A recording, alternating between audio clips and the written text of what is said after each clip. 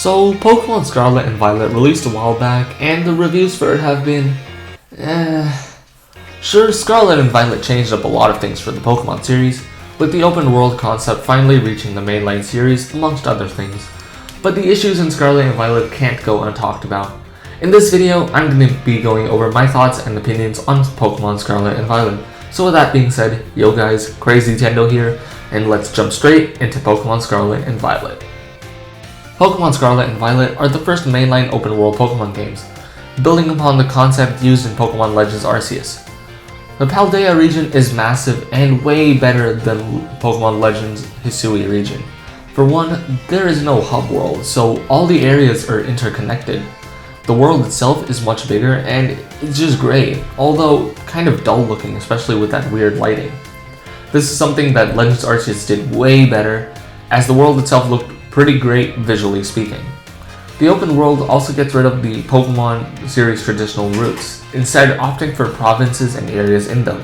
There's a giant desert, a snowy tundra, an insanely massive lake, and even a bamboo forest.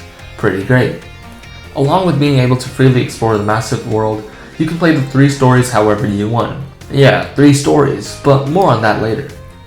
This is the most freedom and exploration a Pokemon game has had to offer, and it really brings that sense of wonder and exploration to the series. This is definitely one of the biggest joys of Scarlet and Violet. The Paldea region is your sandbox, your playground, a huge world where you can do whatever you want, wherever you want, however you want. In a way, I mean, it's still Pokemon. Battles and catching Pokemon are the same as previous games, but trainer battles are now optional, which, hey, not complaining. If you want to fight a trainer, just walk up to them and press A. Something else that Pokemon has definitely done great is letting Undertale's Toby Fox compose more songs. After his amazing work on Sword and Shield's Battle Tower theme, he got the chance to compose more songs for this game that don't disappoint.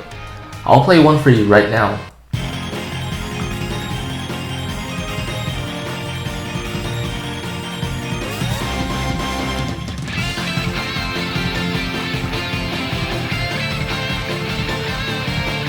The song you just heard was the theme for the Terra Raid battles.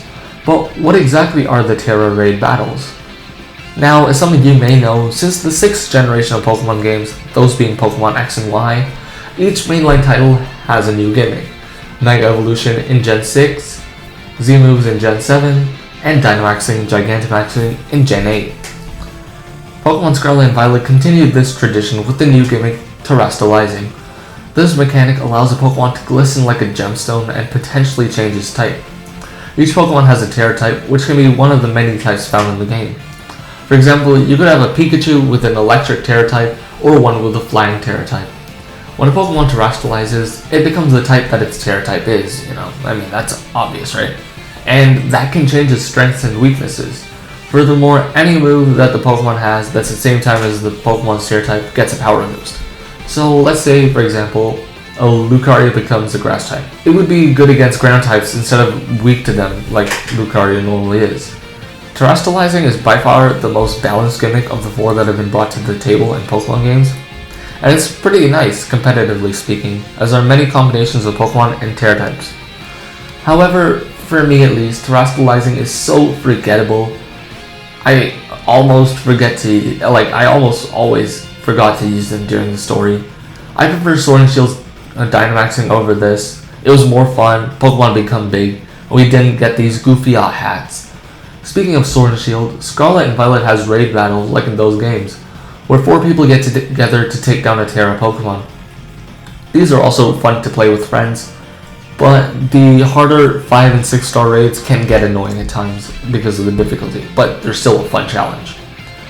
Another interesting addition, there's the TM machine. Yeah, that's the Technical Machine. A new crafting mechanic that allows you to craft TMs using materials Pokemon drop in battle.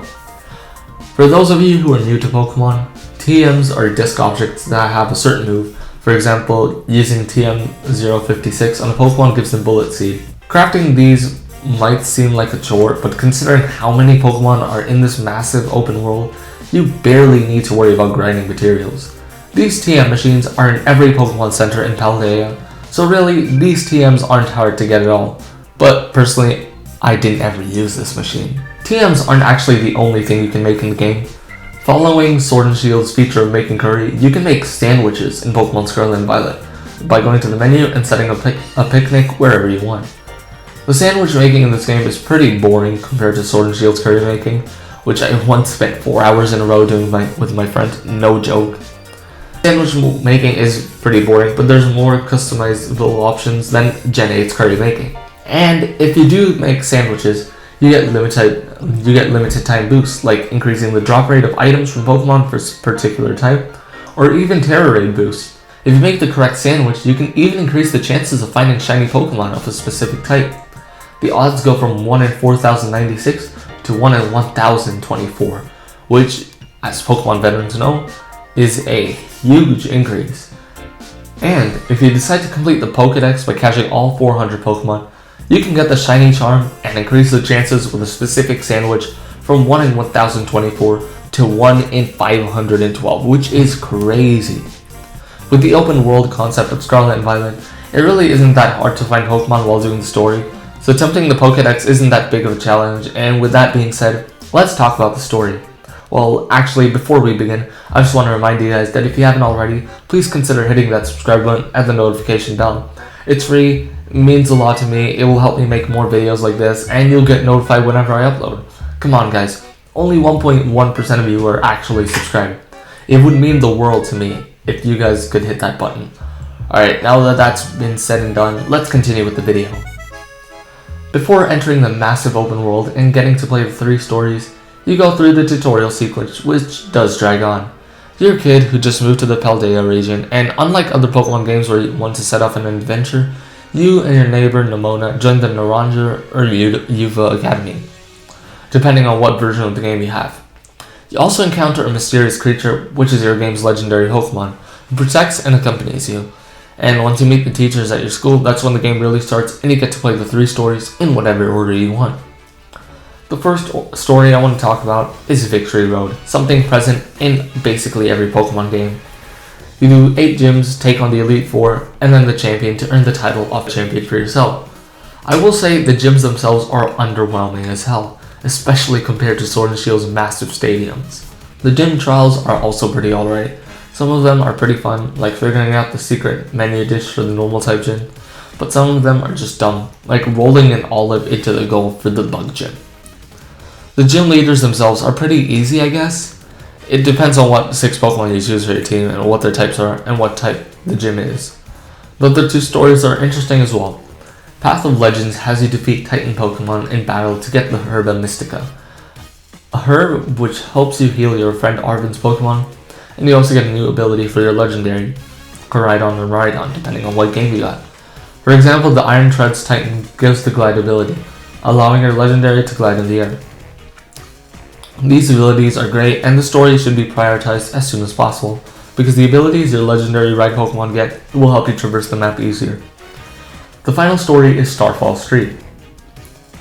This has you go to the bases of the enemy team, Team Star, and you have to send 3 of your party Pokemon out in the overworld to battle 30 of Team Star's Pokemon in 10 minutes. Once you've done that, you battle the boss of that specific branch of Team Star.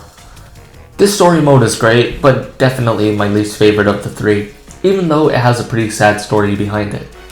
There's also more to the story of the overall game, including a 4th story once you beat all the 3, but it's pretty big spoilers, so I won't be going into that. The thing about doing the stories in whatever order you want is great. You can do 1 gym and then decide to go fight 2 of the Titan Pokemon, and halfway through you can switch to taking down some of the Team Star bases if you want. It's just the option of playing how you want that really makes the new Pokemon games feel massive, and really makes you feel like everything is in the palm of your hand. Something else that really makes Pokemon Scarlet and Violet unique is the Union Circle. You and up to 3 other friends can join one person's game and play together. You and your friends can set off to do the story together, or you can create fun challenges. Some friends and I recently played hide and seek in Pokemon Violet, which was really fun. Co-op is something small when thinking about it, but it's opened up a lot of new possibilities for this ever so popular franchise. Now, finally, onto the hot topic itself, the graphics. Scarlet and Violet suffer from the same ill fate as Sword and Shield, unpolished graphics, except this game looks visually worse than Sword and Shield. However, it isn't really something that disturbs the game that much, and you can easily get past it if you want to. It is weird, however, that this isn't optimized properly for the Switch. We've got games like Breath of the Wild, Xenoblade, and Persona 5 on here, so there's no excuse that the hardware isn't powerful enough. Even Pokemon Legends Arceus and Sword and Shield, like I said earlier, look better in this game than this game. The frame rate of Pokemon and other moving objects reduces the further you move away from them, which is a common technique in games, but for some reason it's very noticeable here. But like I said, it doesn't ruin the game. For future Pokemon games, however, Game Freak should try to work on optimizing the game much better, because if something like this makes it into the final game, then I'm really concerned for what's going on at Game Freak. But guys, that'll be my review for Pokemon Scarlet and Violet. Now, overall, I would give this game a 9.5 out of 10. It's honestly such a fun game, and even with all the new great things and all the things that didn't turn out so great, like the graphics and whatnot, at heart, it's still a Pokemon game, and you can still get the fun adventure when playing Scarlet and Violet. Anyways, if you made it this far and enjoyed the video, consider hitting that like button and subscribing to the channel with notifications on for more Crazytendo videos. But that'll be it, and I'll see you guys in the next one. Goodbye.